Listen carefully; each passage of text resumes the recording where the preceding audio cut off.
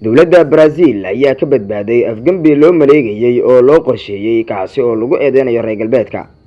taageerayaasha madaxweynihii hore ee Brazil Jair Bolsonaro oo diiday inuu aqbalo natiijada doorashadii madaxtinimada ee dalkaasi ka dhacday ayaa waxa ay xoog ku galeen aqalka Koongareeska ee dalkaasi Brazil dhismaha maxkamadda sare iyo sidoo kale xarunta madaxtooyada ee dalka Brazil looga arrimiyo. kumanaan ka mid ah dibadbaxayaasha ayaa dhaafay goobaha laga suga ammaanka xarumaha dowladda, iyadoo qaar ka mid ah dibadbaxayaashu ay u baxeen saqafka sare ee dhismayaasha halka qaar kalena ay burburiyeen muraayadihii ku yaalay daaqadaha.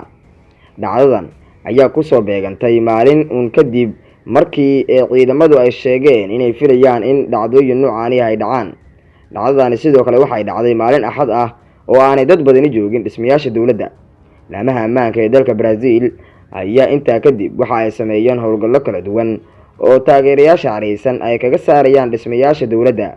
intii howlgalladani ay socdeen waxay xabsiga dhigeen boolisku boqolaal ka mid ah dibadbaxayaasha xoogga ku galay dhismayaasha dowladda. dhacdooyinkan waxay u egyihiin weerarkii lagu qaaday aqalka Koongareeska Mareykanka bishii January 6 sanadkii 2021, kuwaasi oo kusoo beegmaysa iyadoo toddobaad uun ka hor xafiiska madaxweynaha loo dhaariyay madaxweynaha ee u janjeera dhinaca bidix ee Luiz Lula da Silva.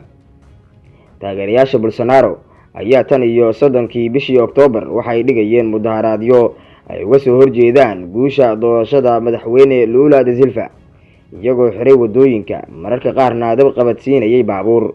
waxayna isku urursadeen banaanka dhismayaasha militariga iyagoo weydiistay xoogga hubeysan inay farageliyaan. hase ahaatee xukuumadda cusub waxa ay sheegtay in gacan bir ay ku qabanayso amniga qaranka, waxayna ku tilmaamtay kuwa falalkani geystay inay yihiin kooxo argagixisa.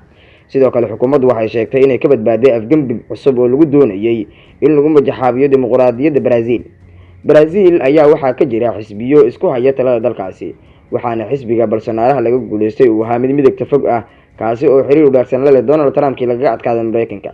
hase ahaatee dhacdooyinkan ee u dambeeyay ayaa waxa ay khibrada qaarkood ay ku doodayaan in ay ahaayeen kuwa afgambi ah oo la maleegay. waxay ku eedeeyeen dalal ka mid ah galbeedka inay doonayeen inay majaxaabiyaan dimuqraadiyadda iyo sidoo kale madaxweynaha haatan xafiiska imaaday ee da Silva oo ah nin lagu naanayso inuu yahay aabihii dib u habeynta iyo horumarka Brazil oo in muddo xukumayay.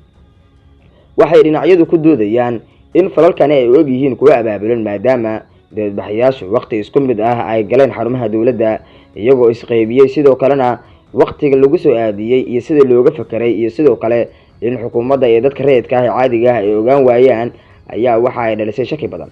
hase ahaatee xukuumadaha galbeedka ayaa iska fogeeyay dhacdooyinkaasi, waxaana midowda Yurub, Mareykanka, Brazil sidoo kale Mexico, dalal kale oo ay ka mid tahay Canada, Japan iyo Kuuriyada Koonfureed waxa ay dhaleeceeyeen howlahani, waxayna ku tilmaameen inay yihiin kuwa argagixiso iyagoo isbarbar taagay dowladda Brazil. hase ahaatee dhanka kale dowladaha waaweyn ee dunida oo xulafada la Brazil sida Shiinaha, Hindiya, Ruushka iyo Kuuriyada Koonfureed waa Kuuriyada Waqooyi, Iiraan iyo dowlado kale oo khaliijka u badan ayaa iyana dhacdooyinkani cabaareeyay. Turkigu tallaabta la mid ah ayuu qaaday. madaxweyne Erdogan xafiiskiisa warqad laga soo saaray waxa lagu hambaliyeeyay oo la garab istaagay madaxweynaha talada dalkaasi haya ee da Silva, waxaana Turkigu uu sheegay in dhacdooyinkan ay la mid yihiin kuwii 2016 lagu dayay in lagu inqilaabo rabitaanka shacabka Turkiga. Turkigu waxa uu garab taagan yahay Brazil ayaa lagu yiri warqadani ka soo baxday xafiiska Erdogan.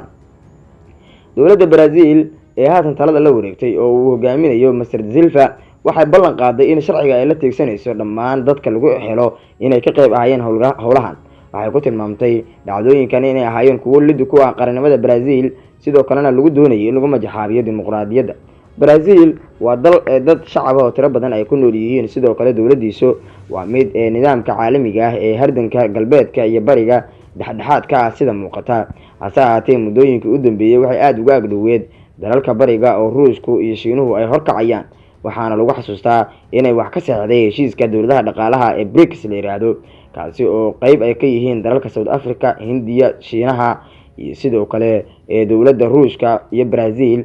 waxaana dowladahaasi shanta ah ay doonayaan inay la tartamaan dowladaha kale ee G7 oo Mareykanku uu hogaamiyo, kuwaasi oo kala ah Mareykanka, Ingiriiska, Faransiiska, Canada, Japan iyo sidoo kale midowda Yurub, kuwaasi oo lagu darayo Talyaaniga. dhammaan dowladahaasi ayaa ah kuwa cunaqabateennada ee u abaabula dalalka lidii ku ah danaha galbeedka oo ay ka mid yihiin Shiinaha, Ruushka iyo Iiraan. Brazil xubin ayay ka tahay dowladahaasi waxayna doonayaan inay sameystaan lacag midaysan. Sacuudiga iyo Turkiga ayaa iyana macquul waxay tahay inay dib uga biiraan dalalkaasi oo ay noqoto laba kooxood oo loo kala jabay dunida dhanka dhaqaalaha, halka toddobadii koox ee G7 ay wajahayaan shanta dowladood ee BRICS haatan ku jirta iyo Turkiga iyo sidoo kale Sacuudiga oo dhawaan la filayo halkaas inay ku biiraan. iyadoo taa Mareykanku uu ka duulayo ayaa waxaa la leeyahay Mareykanku waxa uu abaabulayaa inqilaabyo uu doonayo inuu ku majaxaabiyo dhammaan dowladaha ee isaga uu arko inay caqabad ku noqon karaan mustaqbalka dhow. Mareykanku haatan waxa uu istusayaa in ay gacantiisa kasii baxayaan dhammaan dowladihii ee quwadda dhexe ee uu isagu ku amartaagleen jiray, waxaana Turkiga iyo Sacuudiga iyo dalalka Khaliijkuba ay u yihiin tusaale cad in Mareykanku xulafadiisii qaar ka mid ah ay iska indhatirayaan dhammaan cagajugleyntiisa oo iyagu ay raacayaan wadooyinkooda u gaarka ah. Turkiga ayaa la xusuustaa in labadii sano ee u dambeysay Mareykanku ay isku hayeen iibsashada lidka gantaalaha Ruushka ee S-400 oo Turkiga uu Mareykanku kaga digay.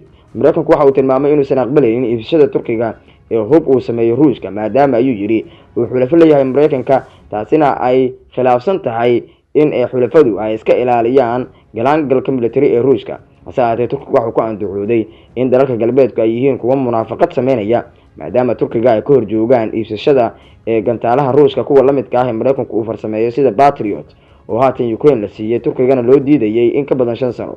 Turkiga waxa uu sheegay inuu la kulmayo weeraro kooxo argagixis ah ay kaga qaadayaan Suuriya iyo Ciraaq si la ajligeedna uu doonayo inuu iibsado lidka gantaalaha ee galbeedka. hase ahaatee waa loo diiday maadaama ayaa la yiri Mareykanka iyo dalalka kale ee gaashaanbuurta NATO ay la safan yihiin dowladda Greega oo isla gaashaanbuurta ka mid ah, taasi oo dagaal taariikhiya uu ka dhaxeeyo iyaga iyo Turkiga markastana ay suuragal tahay inay isku wajahaan ama gacan ka hadal uu isku bedelo muranka biyood iyo sidoo kale kuwa jasiiradaha ee u dhaxeeya Turkiga iyo Greega ayaana cadaadis ku saaraya dhammaan dowladaha galbeedka in ilgooniya lagu eego Turkiga iyo dhaqdhaqaaqiisa uu ka wado biyaha lagu muransan yahay. Turkigu markii uu arkay in gaashaanbuurta NATO ay tahay mid lagu danaysanayo oo aan si daacadnimo ah loo wada shaqeynaynin, waxa uu raacay wadadiisa gaarka ah. Erdogan waxa uu xiriir weyn uu kala dhaxeeyaa haatan madaxweynaha dagaalka ka wada Ukraine ee Vladimir Putin. Turkiga iyo Ruushka waxaa ka dhaxeeya xiriir diblomaasiyadeed oo ballaaran marka loo eego dowladaha kale. Sidoo kale Erdogan waxa uu ka mid yahay madaxda dhif iyo naadirka ah ee kalsoonida buuxda uu ku qabo madaxweyne Putin. dhowr jeer oo hore ayuuna meelo fagaaraha ka amaanay isaga oo uu ku tilmaamay waa Putin ninka Erdogan inuu yahay madaxweyne lagu kalsoon yahay.